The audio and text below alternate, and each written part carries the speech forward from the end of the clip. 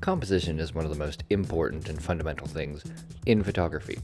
It's what separates the average, everyday, boring snapshots from powerful, dynamic, and eye-catching images.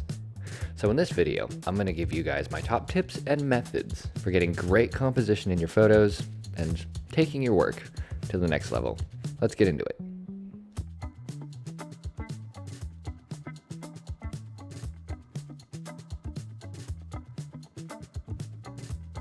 This first example is the rule of thirds.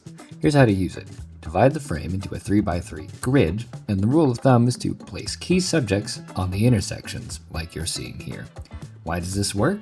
It creates natural balance and tension in your photos. Up next is leading lines.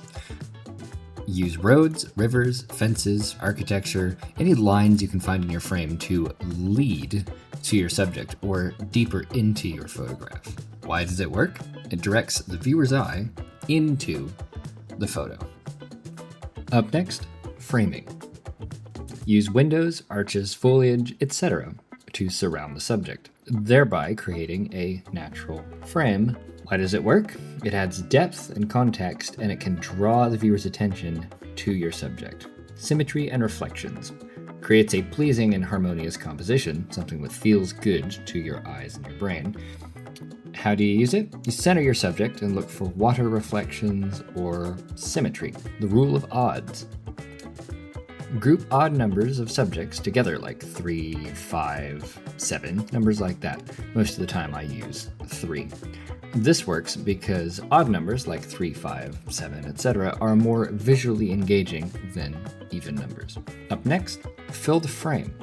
Just get close to your subject or use a telephoto lens, anything that you can do to make your main subject fill the entirety of the frame, or at least the majority of it. This works well because it removes distractions from your image, thereby forcing your viewer to look at exactly what you want them to look at, which is your subject.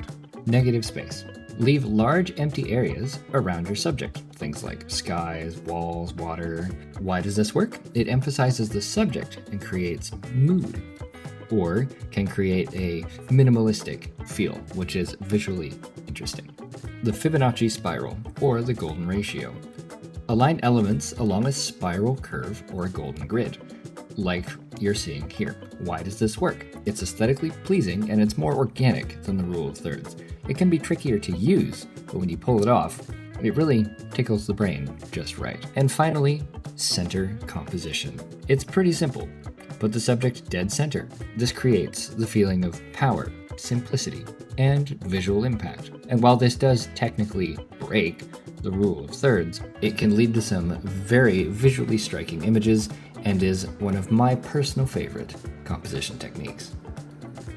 So these have been some of my favorite methods to improve the composition of my images. Hopefully this has been helpful to you, and I would just encourage you to go out, take your camera, watch this video a couple more times if you need to, and practice what I've laid out here when it comes to your composition.